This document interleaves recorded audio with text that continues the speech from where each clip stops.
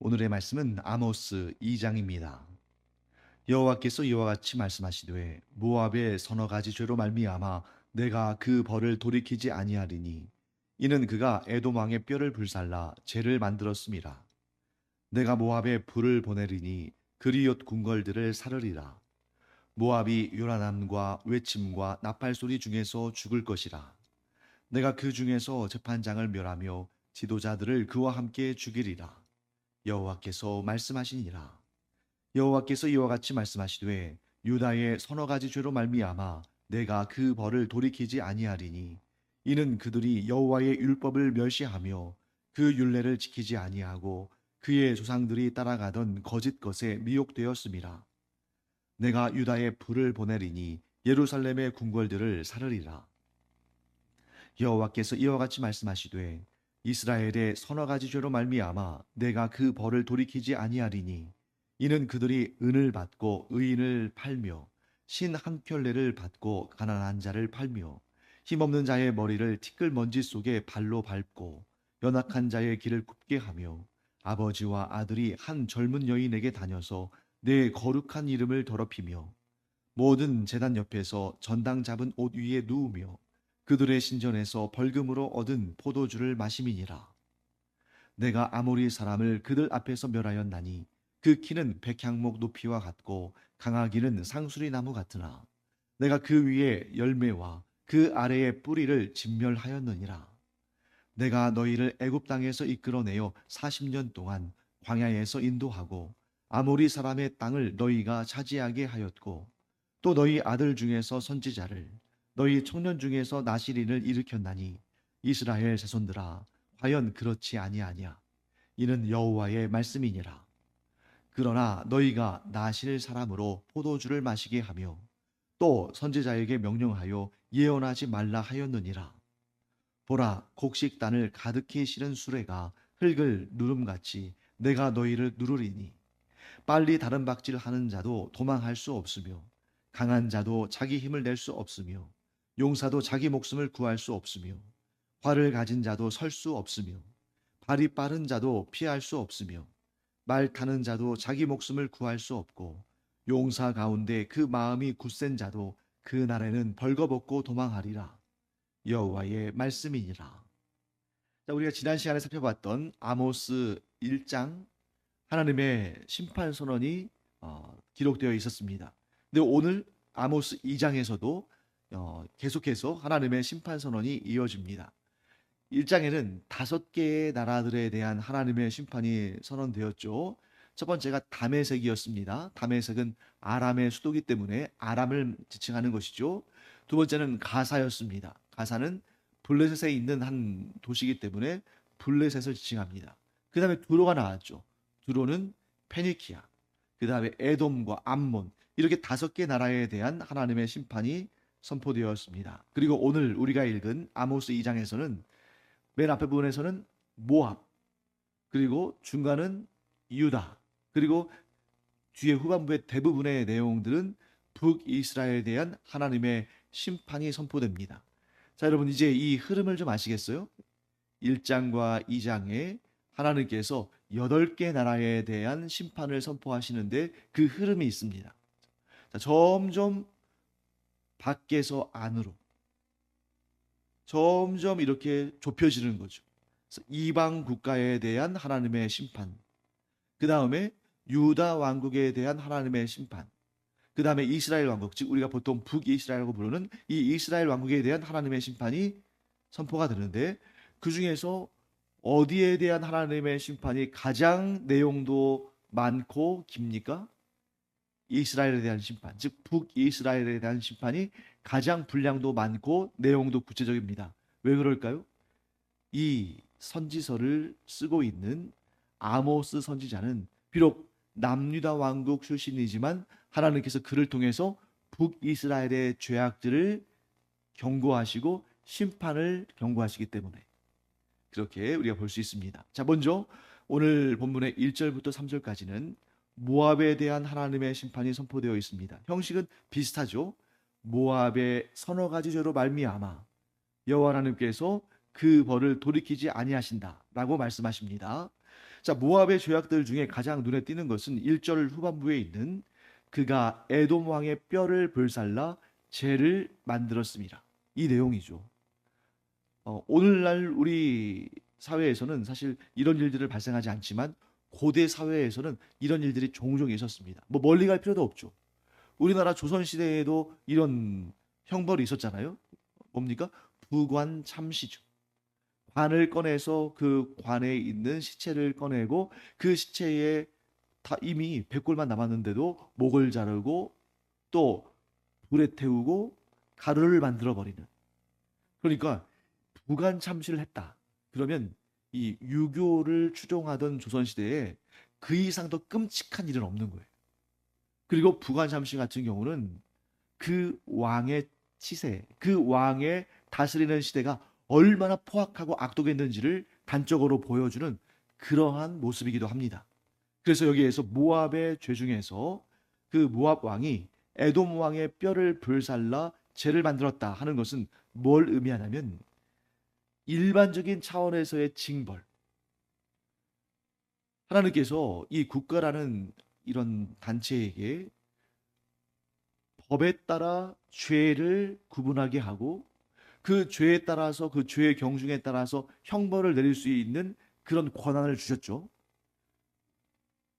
이스라엘 같은 나라는 하나님께서 율법을 주셨고 이스라엘 외에 다른 나라와 민족들도 하나님의 율법을 받지는 못했지만 하나님의 뜻이 담긴 일반 계시적 차원에서 하나님의 뜻이 담긴 법을 다 만들도록 하나님께서 하셨습니다. 인간의 기본 양심, 또 하나님께서 주시는 그러한 그 국가의 질서와 법을 지키도록 하시는 그런 하나님의 기본적인 일반 계시 차원에서 법들이 있는 거죠. 그럼 그 법이 준행될 때, 그 법이 지켜질 때에 가장 기초적으로 그 안에 무엇이 담겨 있냐면 인간에 대한 존엄성입니다. 자, 하나님을 알지 못하고 하나님을 섬기지 않는 나라와 민족들은 하나님의 존엄성, 하나님의 영광에 대해서는 잘 모르죠. 그럼에도 불구하고 인간의 존엄성은 인류사의 가장 기본 중의 기본입니다. 왜냐하면 모든 사람은 하나님의 형상과 모양을 따라 만들어졌으니까. 그러니까 누가 처음에 그것을 그런 사상, 인간 존중의 사상, 인간의 존엄성 이런 것들을 막 학문적으로 체계화하고 철학적으로 사상적으로 그것을 만들어서 사람들에게 가르치고 배포하고 한 것이 아니라 이것은 기본적으로 나타난 거예요. 왜 기본적으로 인간 존엄에 대한 공유된 관념이 생겼냐면 인간이 하나님의 모양과 형상을 따라 만들어졌기 때문입니다.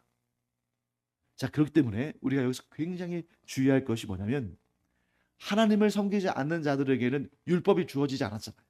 그렇기 때문에 그들에게는 율법이 기준이 아니지만 그들에게도 하나님의 뜻이 전달되었고 그들에게도 하나님을 알 만한 능력이 어느 정도는 물론 흐릿하긴 하지만 어느 정도는 있는데 그 모든 것의 근본이 뭐냐? 인간의 존엄성이라는 것입니다. 그런데 여기에서 에돔 왕의 뼈를 불살라 죄를 만들었다. 이것은 뭐냐면 하나님의 언약 백성이 아닌 물론 하나님의 피조물들이지만 하나님의 언약 백성들이 아닌 그런 다른 나라와 다른 민족의 그래도 가장 지켜야 될 가장 기본인 인간의 존엄성을 지키지 않았다 하는 것을 보여주시는 것이고요. 그것은 곧 하나님의 존엄을 무시한 것입니다. 왜? 하나님의 형상과 모양을 따라 지어진 인간을 함부로 대했으니까. 그 인간의 존엄성을 지키지 않았다는 것은 곧 너의 이웃에게 한 것이 곧 나에게 한 것이다 라는 그런 주님의 말씀대로 이 에돔 왕의 뼈를 불살라 죄를 만든 것은 결국 하나님을 무시하고 하나님을 거역하고 하나님께 반역하는 인간의 모습을 드러내고 그 모습은 인간의 존엄성의 파괴로 나타난다. 이렇게 볼 수 있는 것입니다. 그렇기 때문에 여러분, 우리가 이런 오류에 빠져서는 안 됩니다. 우리는 하나님을 섬기는 사람들이기 때문에 사람은 중요하지 않다. 아주 잘못된 거죠. 하나님을 경외하는 사람들이기 때문에 인간의 존엄성을 그 누구보다도 확실히 알고 적극적으로 지켜낸다. 그리스도인들은 이런 생각을 가져야 되는 것입니다. 자, 그 다음에 이제 유다에 대한 심판이 4절과 5절에 나옵니다.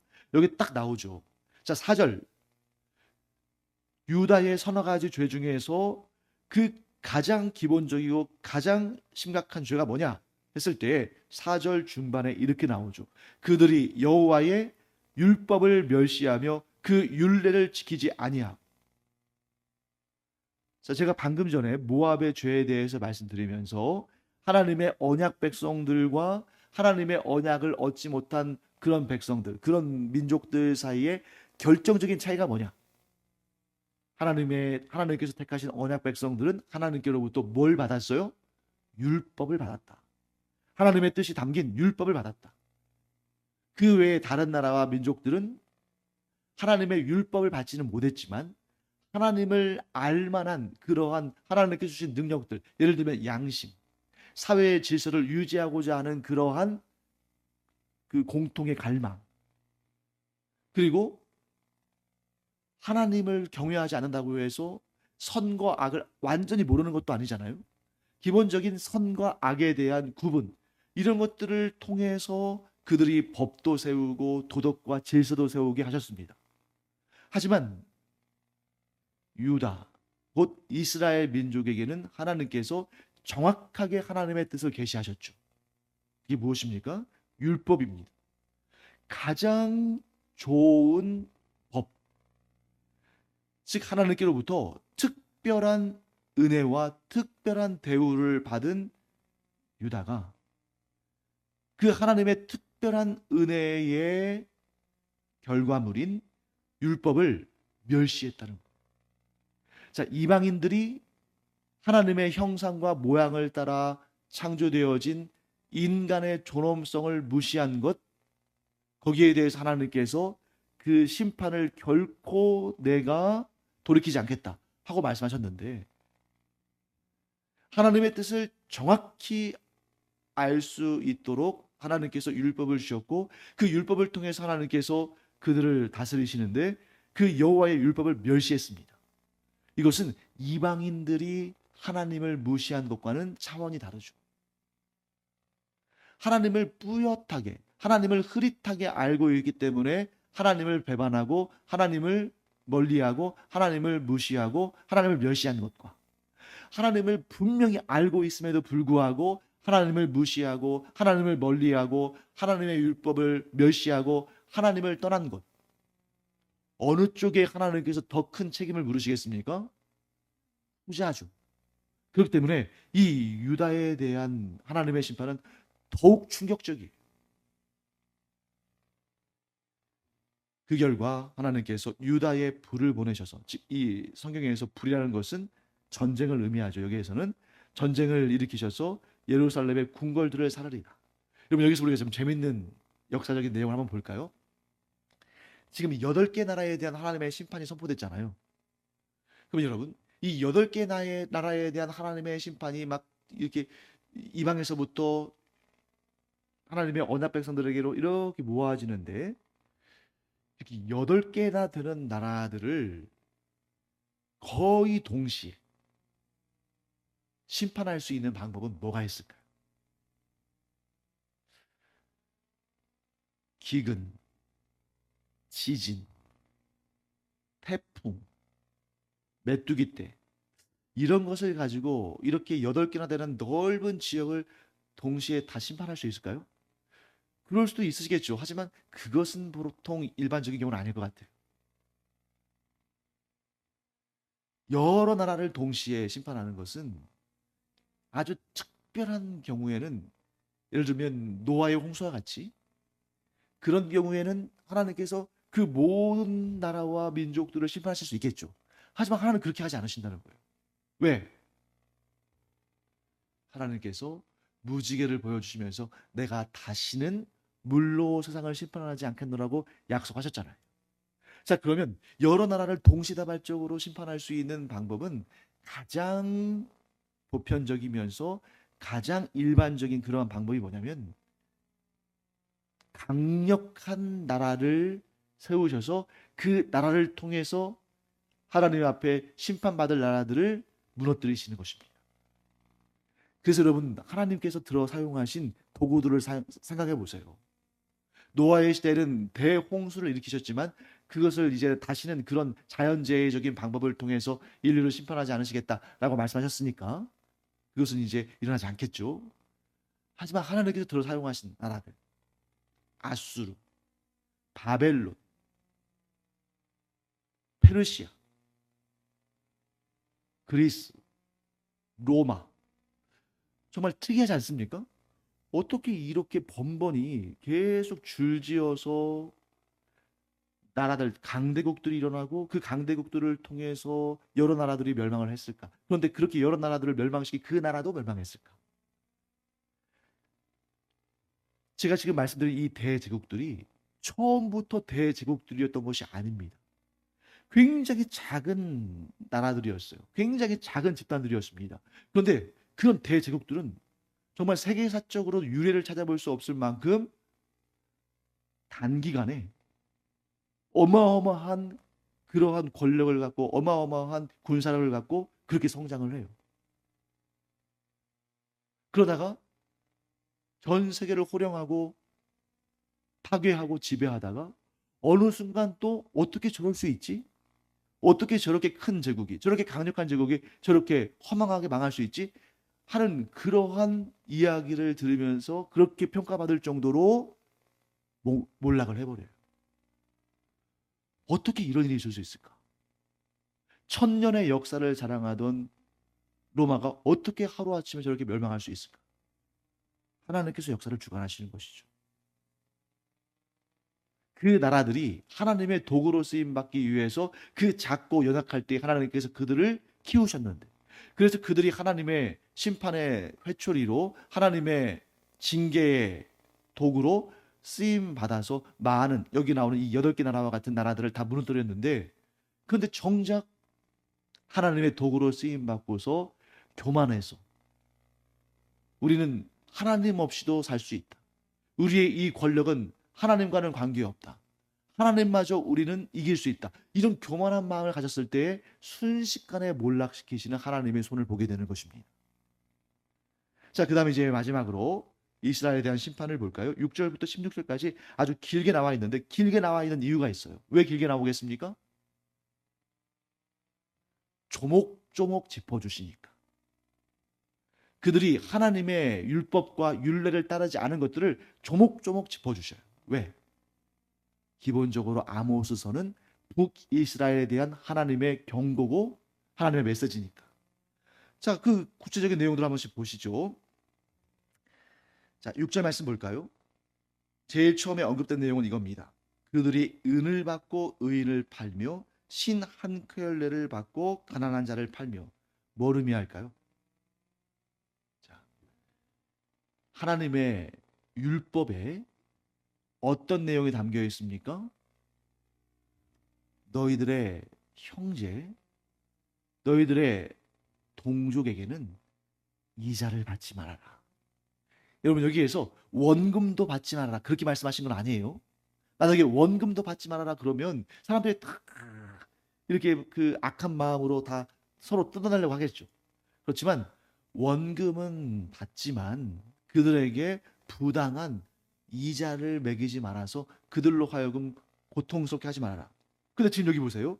은을 받고 심지어 의인, 여기서 의인은 뭐겠습니까? 하나님의 뜻대로 살려고 애쓰는 사람 아니겠어요? 그 하나님의 뜻대로 살려고 애를 쓰다 보니까 부당한 이익을 취하지 않고 눈먼 돈에 관심 갖지 않고 하다 보니까 이 사람이 좀 가난해질 수도 있습니다. 그런데 그 사람들을 은을 받고 돈을 받고 종으로 노예로 팔아버리는 거예요.